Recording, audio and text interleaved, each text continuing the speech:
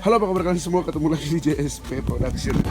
Ini Mio GT 135cc sudah bore up. Owner, gue mau nanya nih, waktu itu pertama kali lu bore up, kendala apa yang terjadi di motor? Kendala apa? Mati-mati. Karena Sistem ISC-nya itu masih standar, Pak. Jadi gua waktu pertama nyeting itu pas bore up tuh pakai Juken 2. Oke. Pas Juken 2 emang kendalanya emang nggak bisa langsam, Pak. Oh iya, Jadi jadi kalau nggak bisa idle ya? Kalau misalkan gua lagi jalan nih tiba-tiba lagi jalan biasa, gas pasti mati.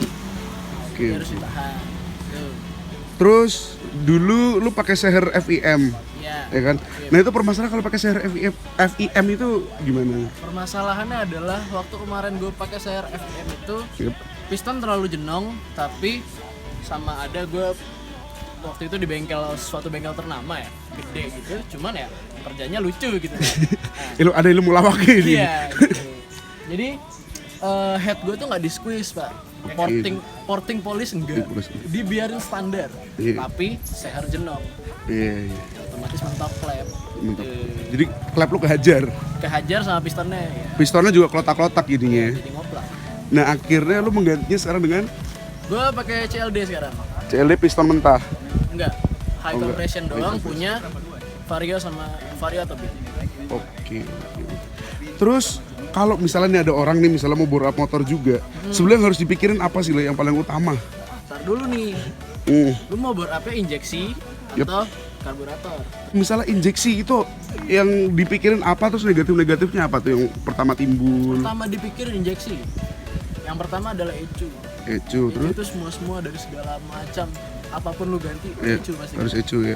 Ya kalau misalkan mau pakai ECU standar bisa. Cuman dari forum-forum gua ngebaca tuh maksimal 54,5 pakai Seher standar, tapi injektornya pakai injektor Vision. Oke. Jadi dia lebih ngocor ya biasanya. Kalau yang kedua adalah besarnya throttle body. Biar napasnya panjang juga. Ya kayak ganti Iya, karburator. iya. Sama sensor-sensor yang harus diperhatiin. Kadang ganti ECU juga lampu merah. Terus kalau misalnya motor matic kayak gini nih, kan di bore up nih, performa nambah. Habis itu gimana? CVT apa yang harus diakalin mungkin, atau permasalahannya apa yang boros gitu? Misalnya mungkin V-beltnya atau bapaknya atau siapa? Bapaknya boros duit. Oke. Duit. Jadi kalau pertama Matic itu adalah yang diperhatiin CVT standar nggak apa-apa, cuman biar lebih enjos aja Jos ya. diganti dibubut, maksudnya maaf, dibubut Pulinya. puli depannya. Kalau gue dulu pakai 13,5 itu buat ngejar akselerasi banget, jadi mesin langsung teriak. Kalau waktu sekarang ini udah standar lagi, Oke. jadinya susah teriak mesinnya. Salah udah di bore up udah beres. Dari motor standar sama motor bore up yang dirasain apa? Mungkin getarannya atau nafasnya. Getaran sih pasti. Terus kalau misalkan kompresinya tinggi, itu tuh napasnya pendek. Pengalaman gue pakai puli bubutan, terus kompresi rada tinggi. Iya, Jadi oke. gue tuh 80 km per jam itu udah 10.000 Udah mentok ya.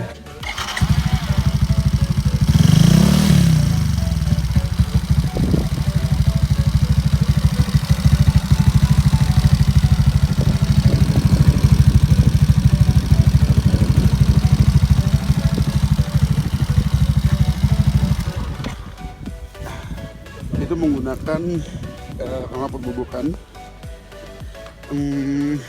Suaranya lumayan juga, not bad at all.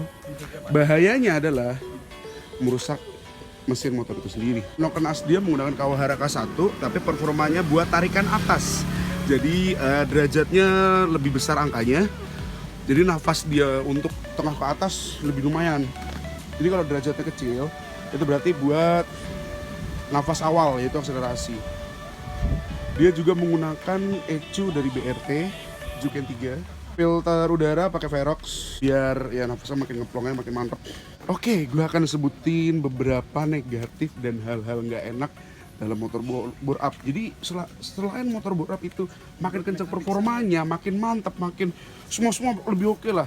Tetap aja ada negatifnya. Pertama, olinya boros. Orinya boros banget karena kenapa? Mesinnya panas, ya banyak ada faktor. Terus V-belt karena puli depannya dibubut, V-beltnya boros. Jadi per 5.000 per 5.000 km harus diganti V-beltnya. Mesinnya katanya getarnya naujubillah, tapi itu wajar ya, namanya motor bore up. Spion. Nah, terus negatifnya kata spionnya Spionnya sepasang. harus pasang. Kalau bore up harus pasang. Sama plat topo lengkap, bodo amat.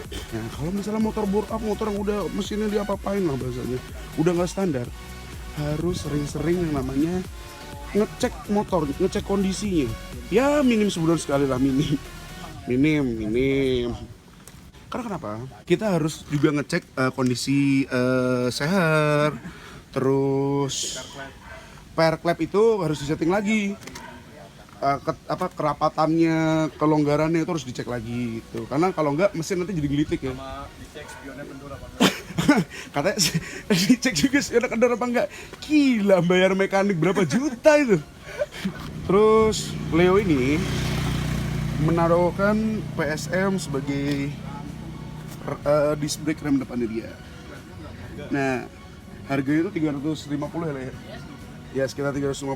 PSM the best lah. Temen gue make, gue pakai.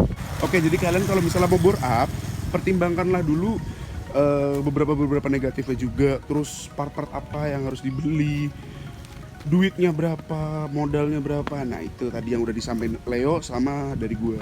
Dan carilah bengkel yang benar-benar kompetitif. Jangan asal-asalan, cuman modal nama doang. Terus harganya juga ya lumayan, ada harga ada barang, tapi belum tentu juga. Ada oknum-oknum tipu-tipu, ada yang bilangnya bisa nggak apa-apa, tiba-tiba hancur juga. Jadi percayailah dan carilah bengkel yang emang ada orang yang pengalaman akan ngutak-ngutik permesinan di tempat itu. Jadi misalnya kalau teman kalian bilang, misalnya bengkel A bagus nih, soalnya gue udah pernah bore up di sini. Berarti udah ada teman kita kan yang ke sana, ya udah lanjut tinjau ke sana. Daripada kita tiba-tiba cuma ngeliat dari Google doang, karena teman saya juga kenal waktu itu di bengkel besar kan. Cukup sekian saran-saran saya dan saran dari Leo. Jangan lupa like, comment, and subscribe di SPT Production. Kalau ada komen-komen atau mau ada ngobrol-ngobrolin apa, silahkan klik di kolom komentar. Dan let's go.